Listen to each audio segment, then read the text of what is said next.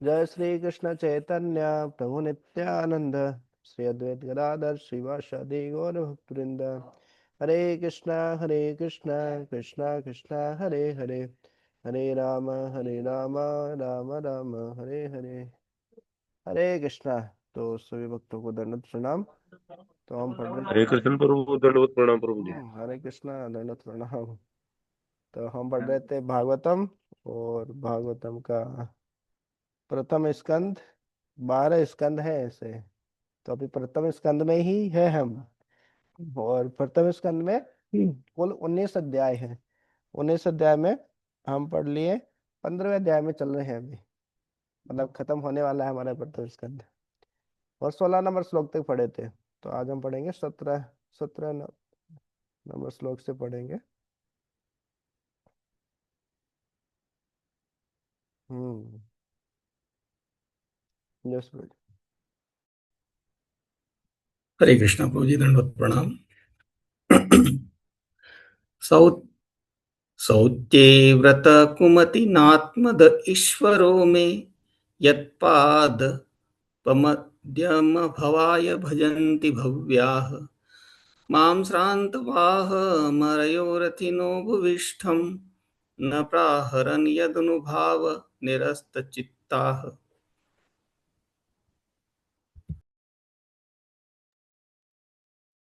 यह उन्हीं की कृपा थी कि जब मैं अपने प्यासे घोड़ों के लिए जल लेने रथ के नीचे उतरा तो मेरे शत्रु ने मुझे मारने की परवाह न की। यह तो अपने प्रभु के प्रति मेरा असम्मान ही था कि मैंने उन्हें अपना सारथी बनाने का दुस्साहस किया, क्योंकि मोक्ष प्राप्त करने के लिए श्रेष्ठ पुरुष उनकी पूजा तथा सेवा करते हैं।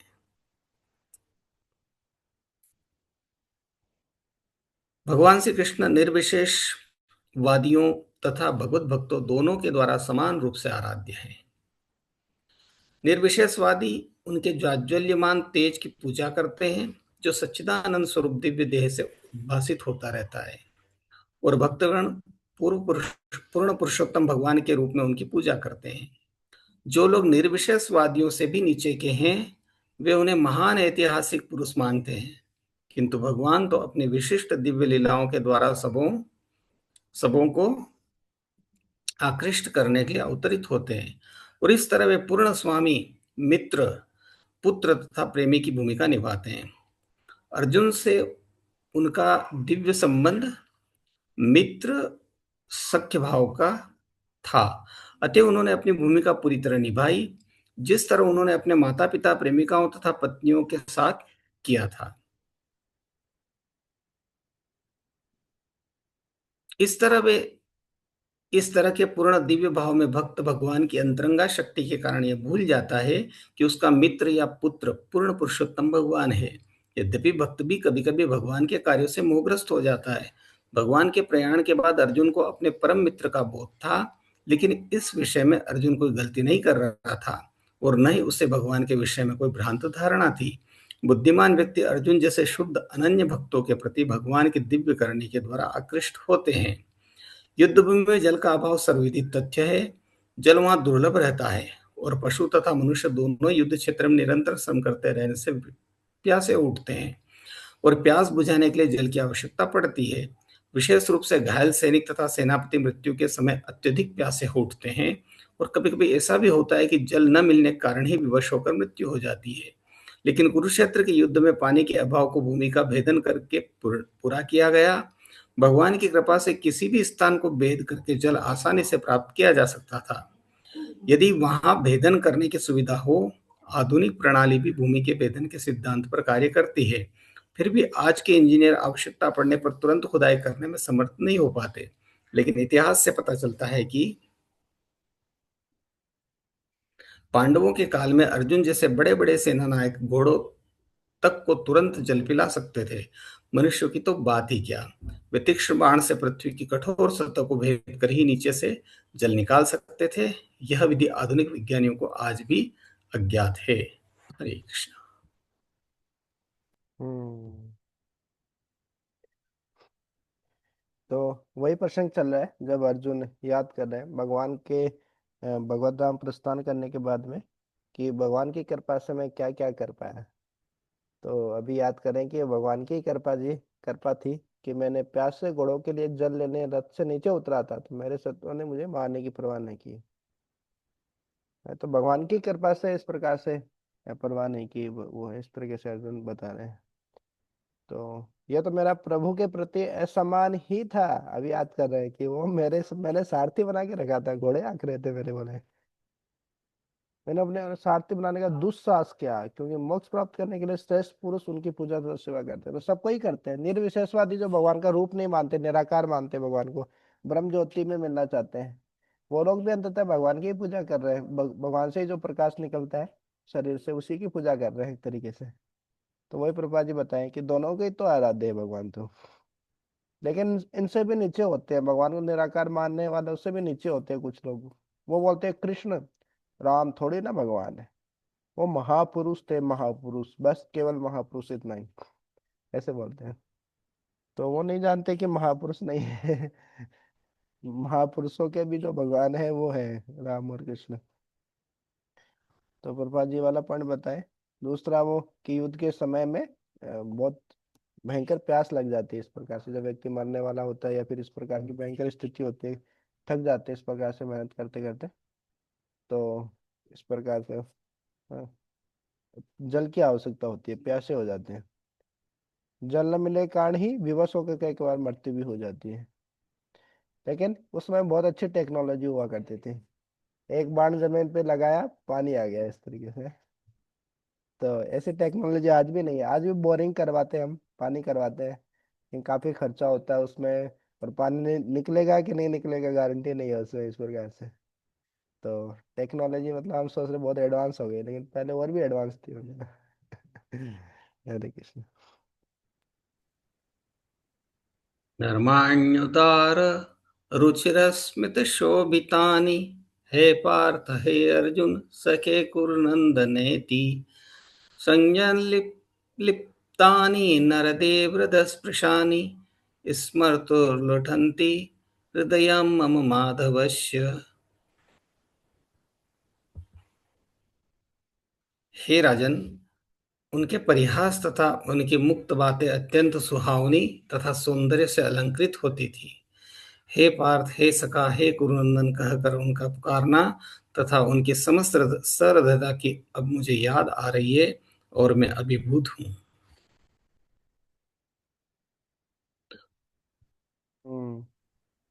तो ऐसा हमारे साथ भी होता है, कई कई बार हमारे मित्र गण ऐसे होते हैं, परिवार में ऐसे कुछ होते हैं, हमको इस प्रकार से संबोधित करते हैं अलग अलग तरीके से। हाँ, कि ओ भाई, ओ मित्र, इस तरीके से बोलते हैं। और जब वो चले जाते हैं तो फिर उनकी केवल यादें रह जाती है इस प्रकार से, और उन यादों को याद करके हम अभिभूत हो जाते हैं, एक अलग ही दुनिया में चले जाते हैं कि हाँ, एक वो भी हमारा दोस्त था, हमारा मित्र था, कितना अच्छा जीवन बीता था उनके साथ, बचपन से खेलते थे कूदते थे, और कितना हृदय से प्रेम था, सहृदयता थी हमारी। तो अब भगवान की तो बात ही क्या क्या कही जाए, भगवान से अच्छा सुहृद केवल मित्र नहीं, एक होता है मित्र, फिर उससे ऊपर होता है बंधु, जो अपना खून का रिश्ता होता है। मित्र मतलब थोड़ा दूर का रिश्ता, एक होता है सुहृद, जो कभी छोड़ते नहीं है। हमारे सगे संबंधी हमको छोड़ देंगे, कम से कम मृत्यु के बाद तो छोड़ ही देंगे। हाँ। और मित्र दोस्त लोग हैं, लेकिन भगवान सुहृद हैं, सबके हृदय में बैठे, सबके साथ रहते हैं, सुअर भी बनेंगे कुछ भी बनेंगे तो भगवान हमेशा साथ में रहेंगे। तो भगवान से अच्छा मित्र कोई नहीं हो सकता, सुहृद है भगवान। तो भगवान अर्जुन को इस प्रकार से संबोधित करते करते थे, वो याद कर रहे हैं, हे पार्थ, हे सखा, हे कुरु नंदन, भगवत गीता में हम देखें किस किस प्रकार से संबोधित किए। तो उन सबको याद करके जो है अभिभूत हो जा रहे हैं जो अर्जुन है। एक होता है जैसे अभिभूत होना, मतलब पूरा द्रवित होना, पिघल जा रहे हैं वो इस प्रकार से। और ये सब चीजें याद करके कुछ और बताना चाहते हैं प्रभु जी? ये भगवत गीता में भी आया ऐसा कि विश्व रूप जब दिखाते हैं तो बोले मैं आपके साथ बैठता था, उठता था, खाता था, पीता था, अभी मेरे को समझ में आया कि आप कौन है।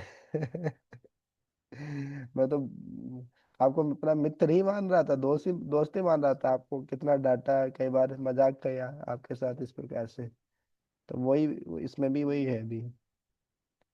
हाँ जी प्रभु जी, इस प्रकार से बिल्कुल आपने पहले भी बताया था श्रीमद् भगवद गीता पठन के समय, और हम भी ऐसे ही सोचते हैं। मैंने भी एक दिन ऐसा सोचा कि जैसे हम भी आपसे किसी भी प्रकार का संवाद कर लेते हैं, किंतु आप और हम में काफी डिफरेंस है। आप पूर्णतः शुद्ध भक्त होते हुए आपकी जो जीवन शैली है वो बिल्कुल विशुद्ध है। लेकिन हम भी जो है किसी भी प्रकार से आपको संबोधित करके कोई से भी क्वेश्चंस कर लेते हैं भौतिक जगत के, है ना। और यदि बाद में चिंतन करते हैं तो लगता है, हमारा मन कहता है कि वास्तव में हमारी स्थिति और आपकी स्थिति में काफी डिफरेंस है। लेकिन हम क्या है, आपके मित्रत्व व्यवहार से इस प्रकार से कुछ तो भी पूछ लेते हैं, है हम्म। ना। तो ये भी उस रिलेट होती है इससे, हाँ, इस चीज से। इससे ये पता चलता है ब्रो जी, आपके बड़पन का पता चलता है। मैं तो आपसे उम्र में कितना छोटा हूँ, इतना कुछ कोई नहीं है। अब ऐसा नहीं कि ऐसे कलर पहन लेने से, ऐसे सिर मुंडवा लेने से कोई शुद्ध भक्त हो जाता है, ऐसा नहीं है। लेकिन आपकी विनम्रता है, इसके कारण आप इस प्रकार से देख पा रहे हैं। चलिए। प्रभु जी, जब समय मिले तो मैं एक वो पूछना चाह रहा था कि ये जो नमो विष्णु पादाय कृष्ण प्रेष्ठाय भूतले श्रीमते भक्ति वेदांत स्वामी नामिने, हम्म। ये मद्भगवत गीता में तो नहीं है, ये मंगलाचरण में, है ना। तो इसका अर्थ क्या है? और ये शायद प्रभुपाद जी की प्रार्थना है ना। हाँ, प्रभुपाद जी का प्रणाम मंत्र है ये। तो प्रभुपाद जी खुद ही भगवत गीता लिखे हैं, तो उसमें अपना प्रणाम मंत्र तो नहीं लिखेंगे। हाँ हाँ, बिल्कुल। उसका उसका अर्थ कभी फिर बता दीजिएगा। हाँ, मतलब बहुत सिंपल है, अर्थ। वो तो अपन अभी भी ऐसे भी चर्चा कर सकते हैं। नमो ओम जी। विष्णुपादाय। तो ये नमो ओम विष्णु, जय ओम विष्णुपाद परमहंस परिव्राजकाचार्य, इस प्रकार से आप देखेंगे तो वैष्णव आचार्य हैं, उनके आगे इस प्रकार से लगता ही है। विष्णुपाद, विष्णुपाद मतलब विष्णु के जो चरण है, जिन्होंने जिनका आश्रय लिया है वो है। तो नमो ओम विष्णुपादाय। तो चतुर्थी विभक्ति एक वचन आता है जब भी नमः के योग में आता है कोई भी चीज। जैसे ओम गणेशाय नमः, तो नमः मतलब उसके साथ गणेशाय। इस तरीके से ओम वैष्णवे विष्णवे नमः, विष्णु का करते तो विष्णवे हो जाता है इस प्रकार से। तो नमो ओम विष्णु पादाय कृष्ण प्रेष्ठाय भूतले, जो कृष्ण को बहुत प्रेष्ठ है, कृष्ण को जो बहुत प्रिय है। कौन? शिला प्रपात जी। और चैतन्य महाप्रभु और भगवान श्री कृष्ण को बहुत प्रिय है। क्यों प्रिय है? पता चलता है कि भगवान के बहुत शुद्ध भक्त हैं, अपने कार्यों से इस प्रकार से करके दिखाया उन्होंने। हम्म। आ, और उनका सबसे बड़ी बात क्या है? भगवान जैसे बोलते हैं भगवत गीता में, जो इस भगवत गीता का प्रचार करता है उससे प्रिय कोई नहीं है। तो जितना शिला प्रभुपाद जी ने प्रचार किया वो आज तक कोई कर नहीं पाया भगवत गीता का। मतलब हमारे देश की धरती पर ही नहीं, विदेश की धरती पे भी झंडा गाड़ के दिखाया। रसिया हो, चाइना हो, ऐसे ऐसे देश में भगवत भक्ति कर रहे हैं। और शास्त्रों में भी कई जगह उनका उदाहरण मिलता है ऐसे, विशेष रूप से चैतन्य चरितमृत में, कि कोई मेरा ऐसा सेनापति भक्त आएगा जो जाके प्रचार करेगा, ऐसा चैतन्य महाप्रभु पहले ही भविष्यवाणी कर दिए थे। तो वो सेनापति भक्त कौन, सब जानते हैं, जो विदेश में जाके भी इस प्रकार से प्रचार किए, वो शिला प्रभुपाद जी। तो नमो ओम विष्णु पादाय कृष्ण प्रेष्ठाय भूतले, इस भूतल पे वो कृष्ण को प्रेष्ठित किए, वो प्रतिस्थापित किए, कृष्ण को बहुत प्रिय होने का कृष्ण प्रेष्ठाय भूतले, इस पूरे भूतल पर किए। हाँ। नमो विष्णुपादाय कृष्ण प्रेष्ठाय भूतले श्रीमते भक्ति वेदांत। भक्ति वेदांत ये टाइटल है जो शिला प्रभुपाद जी को दिया गया था। मतलब जैसे वेदांत बोलते हैं कि सारे वेदों का जहाँ पे अंत हो जाता है, सारे वेदों का जो सार है। भगवान भगवत गीता में भी दो तीन जगह बोले हैं, वेदस्य सर्वे अहम एव वेद्यो वेदांत कृत वेद विदेव चाहम। वेदांत की रचना करने वाला, सारे वेदों की रचना करने वाला मैं ही हूँ। सारे वेदों को पढ़ने का उद्देश्य मेरे को ही जानना है। आज हम गए थे इधर उज्जैन में, मौनी तीर्थ आश्रम करके हैं, गंगा घाट भी बोलते हैं उसको, 10वां घाट इस प्रकार करके वहाँ पे है। बहुत सारा पूरा बहुत पुरानी जगह है। तो आ, इस प्रकार से वहाँ बहुत छोटे छोटे बच्चे पढ़ाई कर रहे थे, बड़े भी हो गए थे कुछ, इस प्रकार से 5 5 6 6 साल से गुरुकुल में थे वो।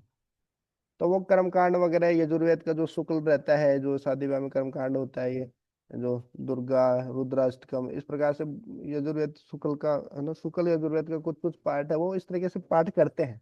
जो सामान्यतः हमारे शादी विवाह में आते हैं ना, जो रहते हैं, आचार्य की उपाधि मिल जाती है फिर उनको 7-8 साल बात करने के बाद, है ना। मंत्रों का पाठ करना, इस प्रकार से पूरे कर्म कांड करना, ये सब चीजें वो सीखते हैं वहां पे। लेकिन हमने उनसे कुछ, हमारी जिज्ञासा हुई कि हाँ कितना इनका स्तर कितना रहता है, क्या क्या और भी चीज कर्म कांड के अलावा कुछ समझ भी होती है क्या। तो हमको पता चला कि वो खाली पहले श्लोक ही रटते हैं, इस प्रकार से बोलना सीखते हैं, उनको श्लोक का अर्थ पता नहीं रहता है। हमने पूछा कि आपको जैसे 5 साल हो गए, 6 साल हो गए किसी किसको गुरुकुल में, तो आपको बताइए भगवान कौन है, तो बता नहीं पाए। फिर पूछा कि भगवान का अर्थ क्या है, तो भगवान का अर्थ बताया, धरती जल अग्नि आकाश वायु। हाँ। तो इस प्रकार से धर्म मतलब क्या है, तो मतलब इस हिसाब से जैसे हमारे कोई इस्कॉन से जुड़ते हैं, इस पर भक्ति से कोई जुड़ते हैं, भगवदगीता पढ़ते हैं, तो शुरू में ही मतलब ये छोटी छोटी चीजें ये तो 4-5 दिन में ही क्लियर हो जाती है। भगवान कौन है, आत्मा होती है कि नहीं होती, परमात्मा होता है कि नहीं होता, पुनर्जन्म होता है कि नहीं होता, कर्मों का नियम क्या होता है, ये सारी चीजें बेसिक बेसिक चीजें हैं। लेकिन मैं देखा कि वो वहाँ पे उनको पता नहीं थी बच्चों को। मैं ऐसे बुराई नहीं कर रहा हूँ, मतलब बाहर की दुनिया से तो बहुत अच्छा ही है, मतलब कम से कम शास्त्रों का पाठ कर रहे हैं, वेदों का पाठ कर रहे हैं, वेद अध्ययन कर रहे हैं, सात्विक जीवन जी रहे हैं, और सुबह जल्दी उठ रहे हैं, सिप्रा सिप्रा के घाट पे रह रहे हैं। मतलब बहुत नेचुरल जगह थी, प्राकृतिक जगह थी, खेत भी था उधर। खेत में भी जाते हैं वो लोग, सब्जी वब्जी भी उगाते हैं, सब एकदम बहुत बढ़िया था। लेकिन फिर भी मैं देखा कि इस प्रकार का सिद्धांत, इस प्रकार का कहीं मिलता नहीं है, इस प्रकार से कि प्रभुपाद जी ने जो जिस प्रकार से सिद्धांत स्थापित किया है एकदम शास्त्रों को परफेक्टली, है, तो इस प्रकार से ट्रेनिंग, सिस्टमेटिक ट्रेनिंग नहीं मिलती है। तो सारे जो वेदों का जो निचोड़ है वो प्रभुपाद जी ने दे दिया सारे रूप में। इवन वो गीता सारथी सी पुस्तक आती है, जो हम बांटते रहते हैं, बाहर जाते हैं, संकीर्तन में जाते हैं, है ना, रोड पे ऐसे भिखारियों की तरह, जैसे बेचने वाले नहीं रहते अलग अलग जो सामान बेचते हैं, वैसे हम भी बेचने के लिए जाते हैं। तो बेचने के लिए जाते हैं लेकिन पैसा हमारी जेब में रखने के लिए नहीं जाते। ये अंतर है उसमें। कर्म योग है वो, भक्ति योग है, इस प्रकार से। तो इस प्रकार से तो तुरंत वेदों का जो श्रीमते भक्ति वेदांत, सारे वेदों का अंत, वेदों का जो सार है, निचोड़ है, वो इस प्रकार से प्रभुपाद जी ने दे दिया है। श्रीमते भक्ति वेदांत स्वामी नीति नामिनी, तो जो भक्ति वेदांत स्वामी है, उनका टाइटल उनको मिला था भक्ति वेदांत, सारी भक्ति सार वेदों का जहाँ पे अंत हो जाता है वो है भक्ति वेदांत स्वामी नीति नामिनी। नमस्ते सारस्वते देवे, तो नमस्ते, मैं नमस्कार कर रहा हूँ, और नमस्कार के योग में चतुर्थी भक्ति आती है, तो भक्ति सिद्धांत सरस्वती ठाकुर थे उनके गुरु महाराज। हाँ, जो अभय चरण मूवी आप देखेंगे तभी तो उसमें पता चलेगा, शिल प्रभुपाद जी के बाद में कौन थे, भक्ति सिद्धांत सरस्वती ठाकुर उनके गुरु थे। तो सिंह गुरु बोलते हैं उनके बारे में, कभी चर्चा करेंगे ऐसा। तो श्री नमस्ते सारस्वती देवे, तो जो भक्ति सिद्धांत सरस्वती ठाकुर है उनको प्रणाम कर रहे हैं।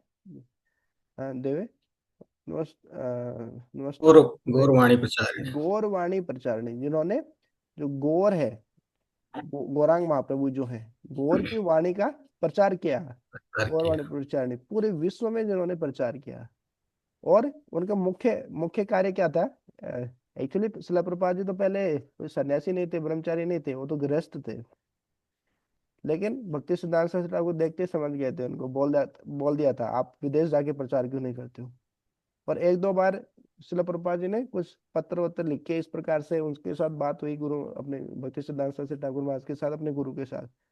तो भक्ति सिद्धांत सरस्वती ठाकुर समझ गए, ये मेरे मन को पहचान लिया है, मेरे भाव को पहचान लिया है, मेरा हृदय जान लिया है। ये आचार्यों का मनोभाव जानना इतना आसान नहीं है।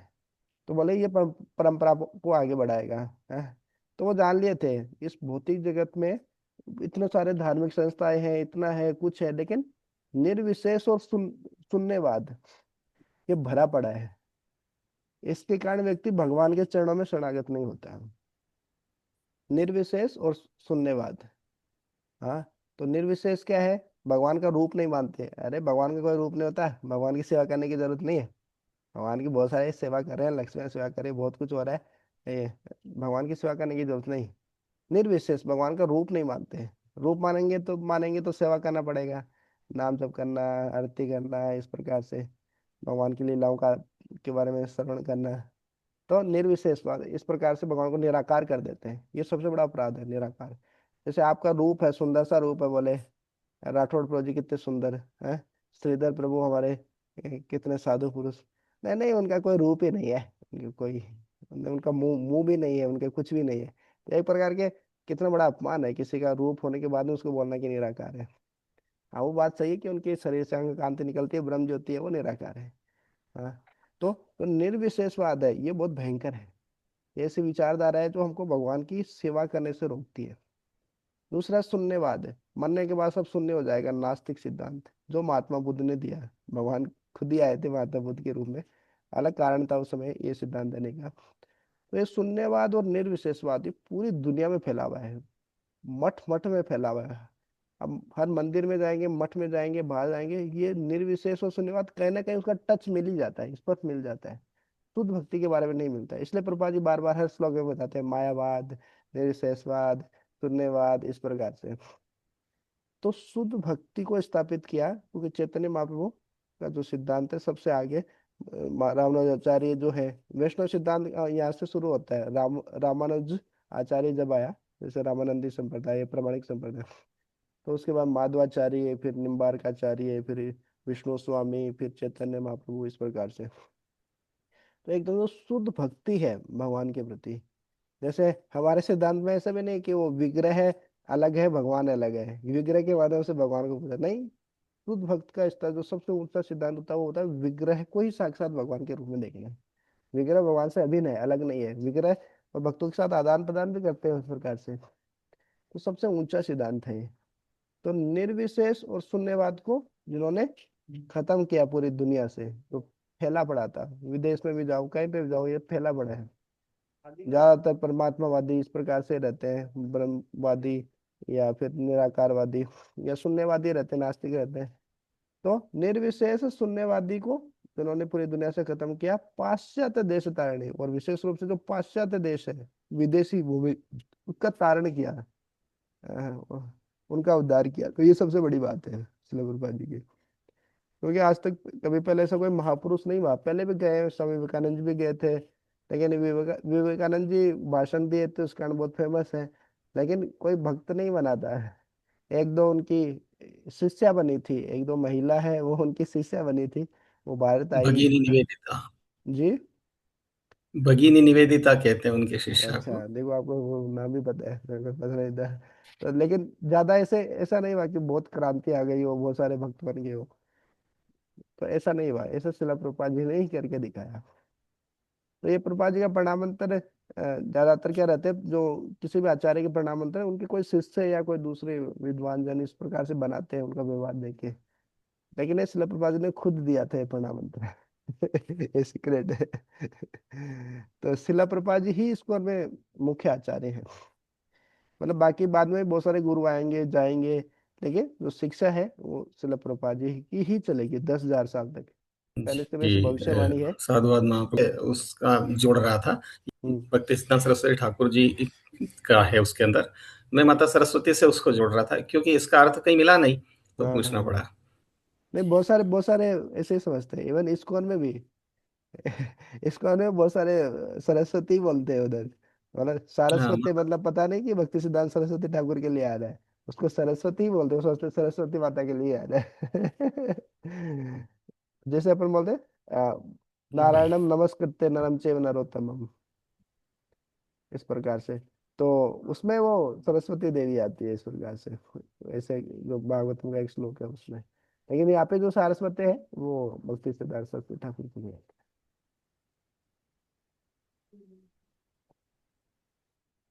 सय्यासनाटन विकथन भोजनादि अश्वेक्याद्वयस्य ऋतवानिति विप्लब्ध सख्यु सखेव पितृवत्तनय सर्वं सेहे महान्महितया कुमु कुमातेरघम में। सामान्यतः हम दोनों साथ साथ रहते और सोते, साथ साथ बैठते और घूमते, और बहादुरी के कार्यों के लिए आत्म प्रशंसा करते हुए कभी कभी यदि कोई भूल होती तो मैं उन्हें यह कहकर चिढ़ाया करता था, हे मित्र तुम तो बड़े सत्यवादी हो। उस समय भी जब उनका महत्व घटता होता तो वे परमात्मा होने के कारण मेरी उटपटांग बातों को सह लेते थे और मुझे उसी प्रकार क्षमा कर देते थे जिस तरह एक सच्चा मित्र अपने सच्चे मित्र को या पिता अपने पुत्र को क्षमा कर देता है। चूंकि भगवान श्री कृष्ण परम पूर्ण है, अतएव शुद्ध भक्तों के साथ उनकी दिव्य लीलाओं में किसी तरह की कमी नहीं रहती, चाहे वह मित्र, पुत्र या प्रेमी के रूप में हो। भगवान अपने मित्रों, माता पिता या प्रेमिकाओं की झिड़कियों में बड़े बड़े विद्वानों तथा धर्म विशारदों द्वारा विधि पूर्वक अर्पित की जाने वाली वैदिक ऋचाओं से भी अधिक आनंद उठाते हैं। सोहम नृपेन्द्र रहित पुरुषोत्तमेन सख्या प्रियेण सुहृदारदयेन शून्य अध्वन्युरुत्क्रम परिग्रहमङ्गरक्षन् गोपे रसद्भिर्बलेव विनिर्जितोऽस्मि। हे राजन, अब मैं अपने मित्र तथा सर्वाधिक प्रिय शुभचिंतक पूर्ण पुरुषोत्तम भगवान से विलग हो गया हूँ। अतः मेरा हृदय इस तरह से शून्य सा प्रतीत हो रहा है। उनकी अनुपस्थिति में जब मैं कृष्ण की तमाम पत्नियों की रखवाली कर रहा था, तो अनेक अविश्वस्त ग्वालों ने मुझे हरा दिया।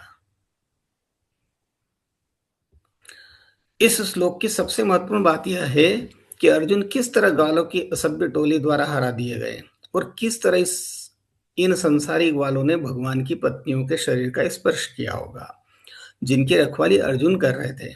श्रील विश्वनाथ चक्रवर्ती ठाकुर ने विष्णु पुराण तथा ब्रह्म पुराण से खोज करके इस विरोधाभास को मान्य ठहराया है।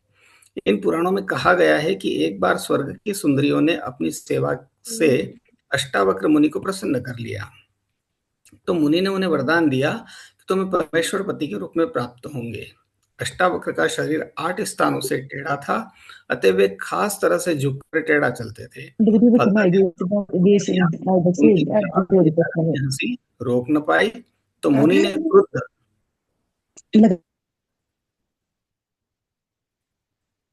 स्क्रॉल प्रभु जी,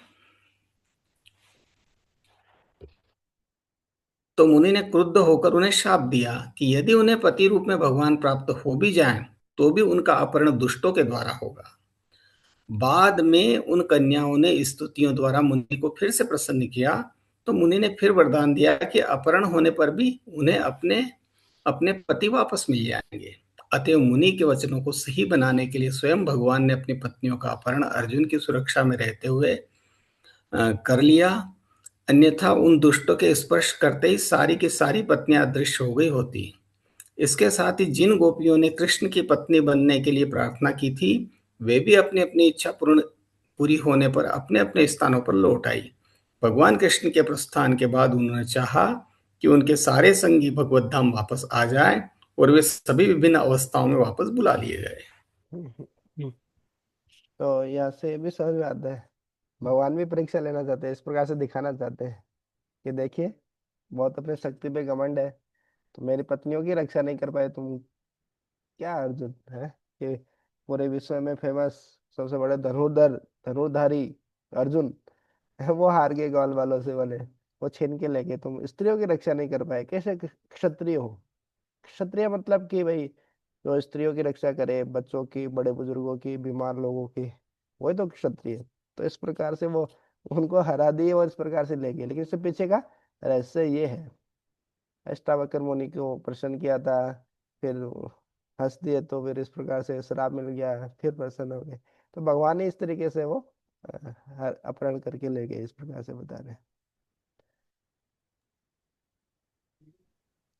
तद्वेदनुस्त ईश्वरतो हयास्ते सोहम रथेन तयत आनमन्ति सर्वं क्षणेन तदभूत सहि सदेशरिक्तं भस्मन् हुतं हुक कराद्मिवोक्तमुष्याम्।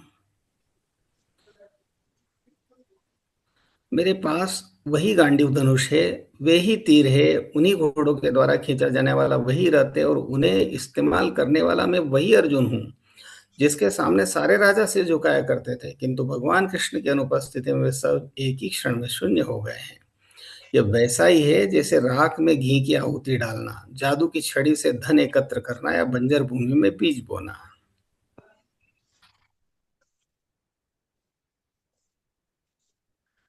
जैसा कि हम कई बार कह चुके हैं कि किसी को उधार ली गई पगड़ी पर गर्व नहीं करना चाहिए। सारी शक्तियां तथा बल परम स्रोत भगवान कृष्ण से प्राप्त होते हैं।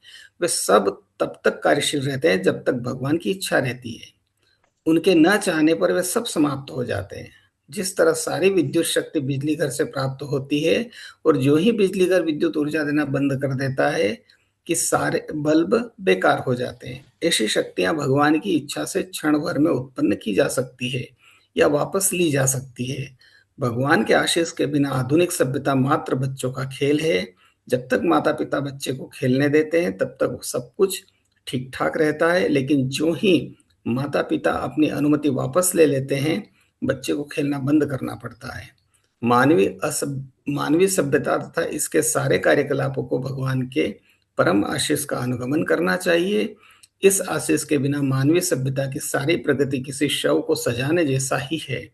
यहाँ पर कहा गया है कि मृत सभ्यता तथा उसके कार्यकलाप राख में घी डालने के तुल्य, जादू की छड़ी से धन जुटाने के तुल्य या बंजर भूमि में बीज बोने के तुल्य हैं। तो समझाने के लिए जो उपमाएं देते हैं भागवतम में, शास्त्रों में, ये बहुत सुंदर है उपमाएं, कि समझना बहुत आसान हो जाता है कि भगवान के बिना जो ये मृत सभ्यता है, तो मंडनम इव लोकरंजनम, भाई कोई मर गया तो उसके शरीर को सजाने से क्या फायदा, लोगों के लोग मजा ही लेंगे, ये है सब मर गया, जब जिंदा था तब तो कुछ करते नहीं थे, अभी इतना श्रृंगार कर रहे हैं, इससे फायदा क्या है, वो तो डेड बॉडी प्रकार से। तो इस प्रकार से फिर बता रहे हैं कि देखिए, कोई राख हो गया, जैसे कंडे या फिर लकड़ी पूरी एकदम शांत हो गई, एकदम बिल्कुल जल नहीं रही, अब उसमें घी डालने से क्या फायदा, थोड़े ना यज्ञ होगा उसमें, अब तो वो घी नष्ट ही हो जाएगा फालतू में। जादू की छड़ी से धन जुटाना मतलब क्या है, एक हवा में ही खेलना, मतलब काल्पनिक और कल्पना करना।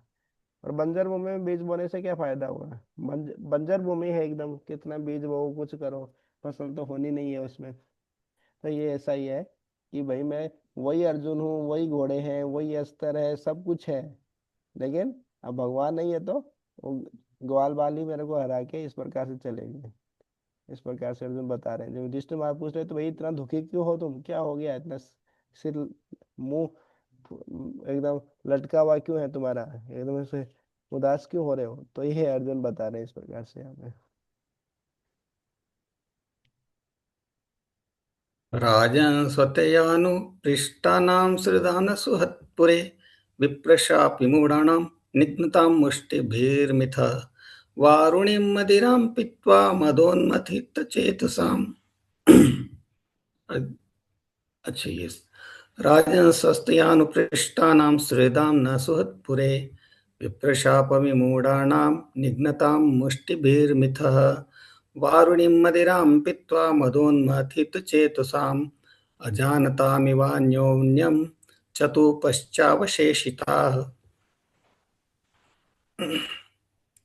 हे राजन, चूंकि आपने द्वारका नगरी के हमारे मित्रों तथा संबंधियों के विषय में पूछा है, अतः मैं आपको सूचित कर रहा हूं कि वे सब ब्राह्मणों द्वारा शापित होकर सड़े हुए चावलों से बने शराब पीकर उन्मत्त हो उठे और एक दूसरे को न पहचानने के कारण लाठियां लेकर परस्पर लड़ने लगे। अब केवल 4-5 को छोड़कर शेष सभी मर चुके हैं। हरे कृष्णा। हरे कृष्ण। तो इस प्रकार से देखिए, मतलब बड़ी भ्रमित करने वाली लीलाएं हैं चैतन्य चरितमृत में, इसलिए बोलते हैं वैष्णवेर क्रिया मुद्रा विज्ञ न बुझाए। बताते हैं उसमें कि एक वैष्णव क्या कर रहे हैं, क्रिया मुद्रा देके हमको समझ में नहीं आता। हाँ, कि अरे ऐसा क्यों कर रहे हैं, अरे भक्तों के ऐसे क्यों कर रहे हैं, ये तो बड़े भक्त हैं तो फिर भी ऐसा कर रहे हैं। तो वैष्णव की क्रिया मुद्रा वो किस उद्देश्य से कर रहे हैं, क्या चेतना का स्तर है उनका, वो क्या सोच के वो कार्य कर रहे हैं, हमको नहीं पता। हम हमारे दृष्टिकोण से देखते हैं, जज करते हैं। तो इस प्रकार से बहुत सारे उदाहरण आते हैं चैतन्य चरितमृत में भी। एक राजा रहते हैं, अ, नाम भूल गया मैं उनका, चैतन्य लीला में आता है वर्णन। हाँ, पुंडरीक विद्यानिधि नाम रहता है शायद उनका। तो वो राजा राजा होते हैं, तो एक दूसरा भक्त आता है उनसे मिलने के लिए, उन्होंने सुना होता है कि बहुत बड़े भक्त है, बहुत महान भक्त है भगवान के। तो उनके सामने बहुत सारी जो क्या बोलते हैं, जो अ, नर्तिकाएं जो रहती है, नाचने वाली जो रहती है, बहुत सारी नाच रही हैं, ऐसे सिंहासन पे ऐसे बैठे हैं एकदम। हाँ, और इस प्रकार से है। तो नित्यानंद प्रभु और बाकी ऐसे और लोग जाते हैं, और भक्त लोग जाते हैं उनके सामने। तो बोले ये भक्त है, ये इसको भक्त बोलते हैं। सामने स्टेज का डांस देख रहा है, बड़े मजे का ले रहा है, ऐसे बैठा है सिंहासन पे, बहुत बड़ा भोगी हो ये। हैं? तो इस प्रकार से सोचते हैं। लेकिन जैसे ही एक श्लोक वहां पे बोलते हैं, जो उनके साथ में गए होते हैं, वो एक भक्ति भागवतम का एक श्लोक बोलते हैं भगवान की लीलाओं के बारे में।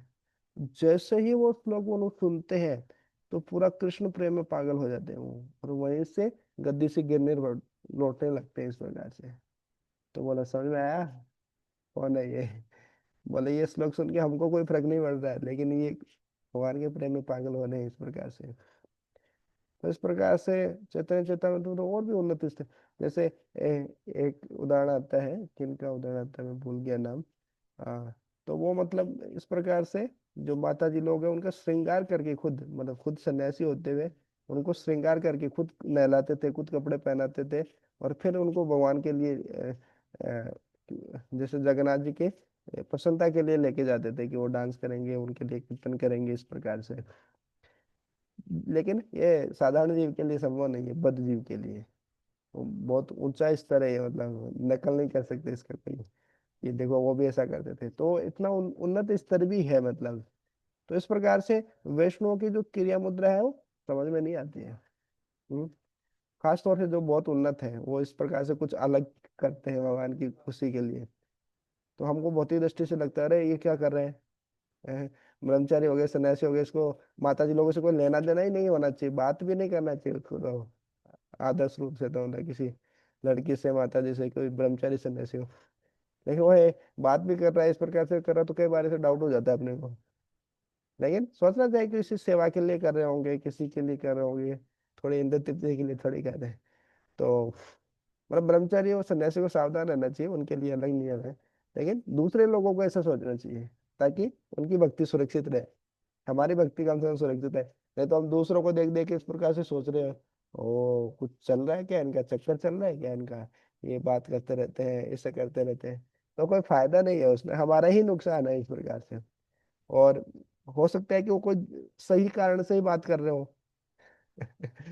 तो इसी कारण बोला है शास्त्रों में, वैष्णव क्रिया मुद्रा विज्ञ न बुझाए। बहुत सारे लोग इस प्रकार से वैष्णव के बारे में इस प्रकार से सोचते रहते हैं। आप लोग नहीं सोचते, आप लोग इतना जानते नहीं अभी कौन सोसाइटी में है नहीं। तो बहुत वैष्णव अपराध हो जाता है, और वैष्णव अपराध होने से क्या होता है, खुद ही व्यक्ति भक्ति से बाहर चला जाता है इस प्रकार से। तो यहाँ पे भी जो श्राप मिला था ये यदुवंशियों को इस प्रकार से, तो हम तो समझना बहुत मुश्किल है ये जो लीला है, भगवान का अंतर्धान होना। यदुवंशी आपस में ही शराब पी के आपस में लड़ रहे हैं, लड़ मर के ही फिर सारे मर गए हैं। चार पांच लोग बचे हैं, बाकी सब शराब पिए, दारू वारू पिए, और एक दूसरे के साथ लठ लेके लड़ने लग गए, और आपस में मर गए सब इस प्रकार से। तो ये लीला है, भगवान जानबूझ के ऐसी लीला करते हैं ताकि जो नास्तिक होता है उसको पूरा विश्वास हो जाता है, हाँ अरे कहाँ कृष्ण भगवान थोड़ी, भगवान होते तो ऐसे लड़ मर उनका परिवार का ऐसे विनाश होता है कि आपस में दारू पी के लड़ने लग जाते क्या वो? साधारण परिवार में भी नहीं लड़ते ऐसे तो। और एक शिकारी का बाण से वो टिटनेस हो गया लग रहा है उनको, ऐसा कुछ वो मर गए, अंतर्धान हो गए वो भगवान है क्या कोई? तो भगवान नास्तिक का और विश्वास बढ़ा देते हैं कि हाँ कि किस प्रकार से कृष्ण भगवान नहीं है। भगवत गीता में बोले ना, ये यथामाम प्रपद्यन्ते। तो इस प्रकार से वो अर्जुन बता रहे हैं, अपना हृदय का दुख ऐसे व्यक्त कर रहे हैं कि ऐसे ऐसे हुआ उस समय कि चार पांच को छोड़ के सभी मर गए हैं। मैं तो उनको उनकी कृष्ण भगवान कृष्ण की पत्नियों को भी नहीं बचा पाया। मैं वही अर्जुन हूँ जिसके सामने सारे राजा लोग झुकते थे। आप न मित्रता संबंधियों के बारे में पूछ रहे हैं कि द्वारका के लोग कैसे होंगे, यदुवंशी सब ठीक तो है, देखो ये हाल हुआ उनका इस प्रकार से। तो ये सब चीजें इस प्रकार से बता रहे हैं, ये बहुत भ्रमित करने वाली चीजें हैं। तो जब तक हम भक्तों के संग में रह के या भक्तों के साथ रह के इस प्रकार से नहीं समझेंगे, तो हम खुद कंफ्यूज हो जाते हैं कई कई बार। इस कारण भक्तों के साथ में रह के पढ़ने से, एक साथ पढ़ने से ये फायदा होता है। अकेले पढ़ेंगे तो पढ़ने का मन भी नहीं करेगा, नहीं, वो पढ़ेंगे तो कुछ दूसरा अर्थ भी निकाल ले, ऐसा भी हो सकता है। भक्तों के साथ, भक्तों के साथ में कुछ सही अर्थ है, और भी गहरी समझ हमको मिल जाती है इस प्रकार से। तो ठीक है, 9 बज गया, यही समाप्त करते हैं। ग्रंथ राज श्रीमद् भागवतम की जाए, शिला प्रपात की जाए, निताय गौर प्रेमानंदे। हरि हरि बोल। वांछा हरे कल्पतरुभ्यश्च कृष्ण प्रभु, दंडवत प्रणाम। हरे कृष्ण, दंडवत प्रणाम।